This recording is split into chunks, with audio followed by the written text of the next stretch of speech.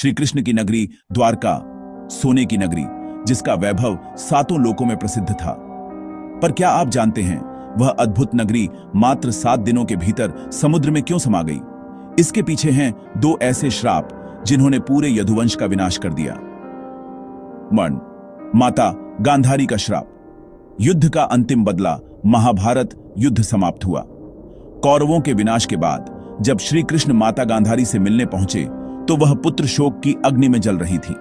क्रोध इतना गहरा था कि उन्होंने धर्मराज कहे जाने वाले श्री कृष्ण को ही अपने 100 पुत्रों की मृत्यु का जिम्मेदार ठहरा दिया।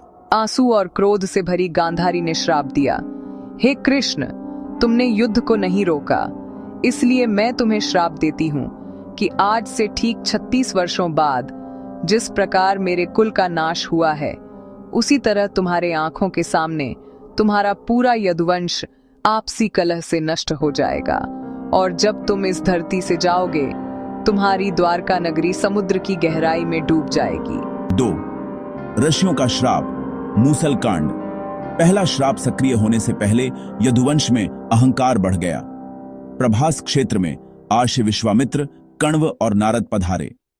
यदुवंश के कुछ युवकों ने श्री कृष्ण के पुत्र सांब को गर्भवती महिला का वेश पहनाकर ऋषियों का उपहास किया। जब ऋषियों ने पूछा कि इसके गर्भ से क्या होगा तो सांब ने मजाक किया। क्रोधित आर्षियों ने भयानक श्राप दिया, सांब के गर्भ से एक भयानक मूसल पैदा होगा जो तुम्हारे पूरे कुल को नष्ट कर देगा। श्राप के कारण सांब के गर्भ से सचमुच एक लोहे का मूसल निकला।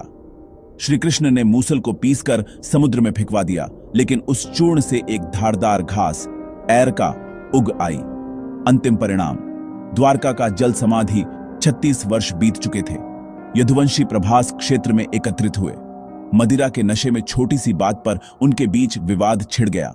क्रोध में आकर उन्होंने वहीं उगी धारदार घास को उठाया और एक दूसरे को मारना शुरू कर दिया। देखते ही देखते पूरा यदुवंश आपस में लड़कर खत्म हो गया। अपना वंश समाप्त होते देख श्री कृष्ण ने देह त्यागने का निर्णय लिया। जिस क्षण उन्होंने इस लोक को छोड़ा, उनके परम मित्र अर्जुन द्वारका पहुंचे। श्री कृष्ण के आदेश पर जैसे ही द्वारका वासियों ने शहर छोड़ा, समुद्र ने वह पूरी भूमि वापस ले ली जिसे उन्होंने द्वारका बसाने के लिए छोड़ा था। पूरा वैभव, सारे महल पलक झपकते ही समुद्र की गहराइयों में समा गए। तो ये थे वो 2 श्राप जिन्होंने श्री कृष्ण की नगरी का अंत किया। आपको क्या लगता है, क्या यह श्राप कर्म का फल था या नियति का विधान? कमेंट में बताएं।